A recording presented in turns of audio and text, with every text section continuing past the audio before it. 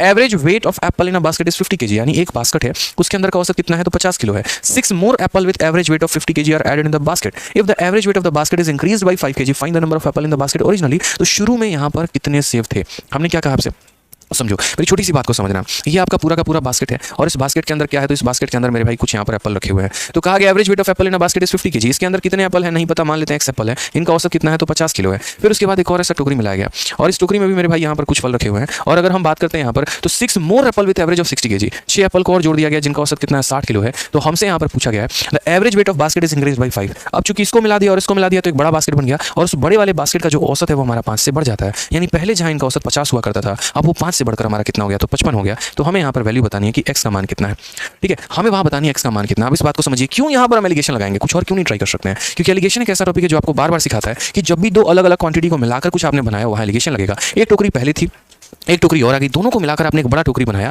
ठीक है, तो यहाँ पर क्या लगेगा तो हमारा एलिगेशन लगेगा। पहले टोकरी का औसत ये रहा, दूसरे टोकरी का औसत ये रहा, पूरी टोकरी का औसत हमारा ये रहा और यहाँ पर हम उनका क्या निकालेंगे तो यहाँ पर उनका रेशियो लिखेंगे। तो चलिए आज ये जरा यहाँ पर हम लिखते हैं। तो पहले वाले टोकरी का औसत हमारा कितना है तो 50 है, दूसरे वाले टोकरी का औसत हमारा कितना है तो 60 है, पूरे टोकरी का औसत हमारा कितना है तो मेरे भाई 55 है, ठीक है।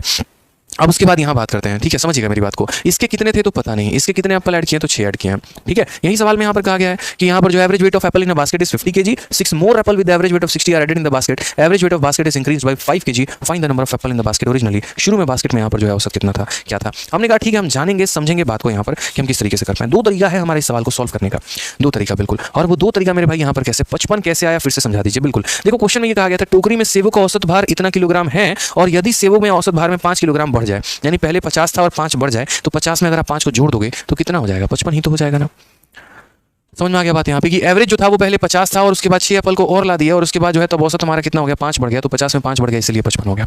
अब दो तरीका है मेथड नंबर 1 इस सवाल को सॉल्व करने का। पहला मेरे भाई ये जो बीच वाला डेटा है यानी जो हमारा ये 55 है बराबर हो जाएगा किसके साइड इंटू साइड के, यानी 50 इंटू मेरे भाई x के यहाँ पर। फिर उसके बाद यहाँ पर क्या हो जाएगा तो साइड इंटू साइड हो जाएगा 60 इंटू 6 हो जाएगा और डिवाइड करेंगे किसके साथ, डिवाइड करेंगे मेरे भाई x प्लस 6 के साथ, ठीक है। आराम से रहिए, तसल्ली से रहिए, हम आपको एक और मेथड बताने वाले हैं, परेशान होने की आवश्यकता नहीं है यहाँ पे, ठीक है। अब आ जाइए, अगर मान लीजिए कि आप यहाँ x प्लस 6 को इधर ले जाके गुना करते हैं तो 55 को x के साथ गुना करेंगे तो कितना हो जाएगा, तो बोलेंगे सर 55 को x के साथ गुना करो तो 55 को x के साथ गुना करोगे तो 55x हो जाएगा और 55 को 6 के साथ गुना करो तो यहाँ पर कितना हो जाएगा तो मेरे भाई 330 हो जाएगा। यहाँ अगर हम बात करेंगे तो 50x हो जाएगा, यहाँ बात करेंगे तो 360 हो जाएगा। यहाँ पर 55 में से अगर 50 चला जाएगा तो कितना आ जाएगा 5x आ जाएगा और मेरे भाई 360 में से 330 चला जाएगा तो कितना आ जाएगा 30 आ जाएगा। सीधा सीधा x से काटोगे तो 6 बार में कटेगा, तो यहाँ पर औसत कितना 6 आ गया मेरे भाई, कितना हो जाएगा बड़े प्यार से बड़े तसल्ली से आंसर कितना आ जाएगा 6 आ जाएगा। ये समझो मेरे भाई यहाँ पर ऑप्शन नंबर बी होगा करेक्ट आंसर होगा।